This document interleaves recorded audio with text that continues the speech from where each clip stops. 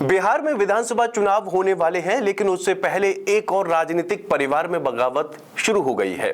ठीक वैसे ही जैसे कभी उत्तर प्रदेश में मुलायम परिवार, तो हरियाणा में चौटाला परिवार, तो बिहार में पासवान परिवार में हुई थी। दरअसल जिस परिवार में अब ठनी है वो कोई और नहीं बल्कि लालू परिवार है। ऐसा कहा जा रहा है कि तेज प्रताप यादव के बाद अब उनकी बहन परिवार से नाराज हो गई हैं। तो आखिर क्या है पूरा मामला और कैसे शुरू हुआ पूरा विवाद, इस पूरी कहानी को समझते हैं। दरअसल ये पूरा बखेड़ा खड़ा हुआ है आरजेडी नेता और पूर्व डेप्यूटी सीएम तेजस्वी यादव के सलाहकार संजय यादव के पार्टी में बढ़ते प्रभाव को लेकर, जिसके बाद अनुमान है कि पार्टी प्रमुख लालू प्रसाद की बेटी रोहिणी आचार्य द्वारा एक्स फेसबुक अकाउंट पर संजय यादव और तेजस्वी यादव को अनफॉलो करने के बाद ये मतभेद सार्वजनिक हो गए हैं।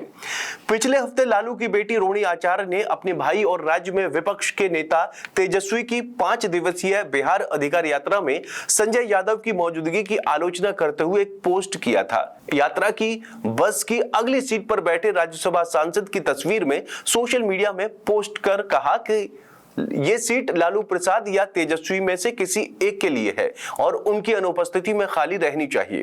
दरअसल आलोक कुमार नाम के एक व्यक्ति ने पोस्ट में लिखा कि आगे की सीट हमेशा शीर्ष नेतृत्व के लिए होती है, नेता के अनुपस्थित होने पर भी किसी को उस पर नहीं बैठना चाहिए। जब कोई शीर्ष नेता से बड़ा होने का बोध रखता हो तो बात अलग है।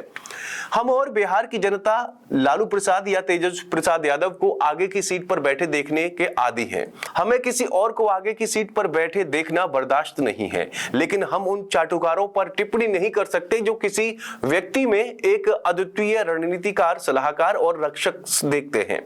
आरजेडी के एक अंदरूनी सूत्र ने बताया कि रोहिणी द्वारा आलोचना को दोबारा पोस्ट करने से पार्टी के प्रथम परिवार में खलबली मच गई। संजय यादव पर परोक्ष रूप से निशाना साधने के लिए उन्हें परिवार की आलोचना का सामना करना पड़ा।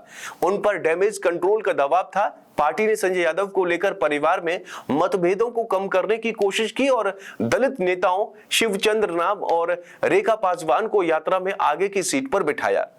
इससे रोहिणी को एक और सुरक्षा कवच मिला और उन्होंने पिछले गुरुवार को एक्स पर पोस्ट किया कि लालू प्रसाद के सामाजिक आर्थिक न्याय अभियान का मुख्य उद्देश्य वंचितों और सामाजिक स्तर के अंतिम पायदान पर खड़े लोगों को आगे लाना रहा है। इन तस्वीरों में इन वर्गों के लोगों को आगे की सीट पर बैठे देखना उत्साहजनक है। रोहिणी ने अपनी बड़ी बहन मीसा भारती की तरह मेडिकल की डिग्री हासिल की है और 2022 में तब सुर्खियां बटोरी थी जब उन्होंने अपने पिता को यानी लालू प्रसाद यादव को किडनी दान दी थी। यह सर्जरी सिंगापुर के एक अस्पताल में हुई थी। पटना लौटने के बाद लालू प्रसाद ने अपनी बेटी की खूब तारीफ की थी।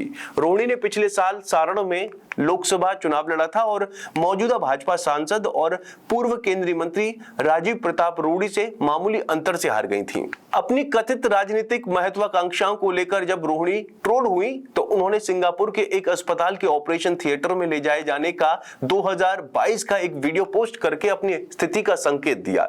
इसके तुरंत बाद उन्होंने लालू और तेजस्वी समेत कई लोगों को अनफॉलो कर दिया। फिलहाल वो सिर्फ 3 एक्स अकाउंट को फॉलो कर रही हैं।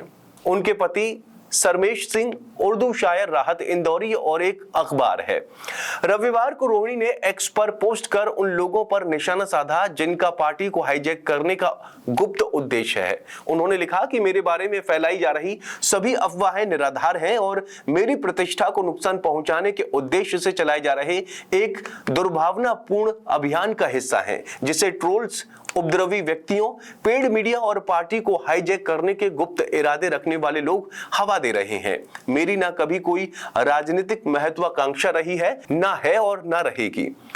रोहिणी आचार्य ने कहा कि मैं ना तो खुद विधानसभा उम्मीदवार बनने की ख्वाहिश रखती हूं और ना ही किसी और को उम्मीदवार बनाना चाहती हूं।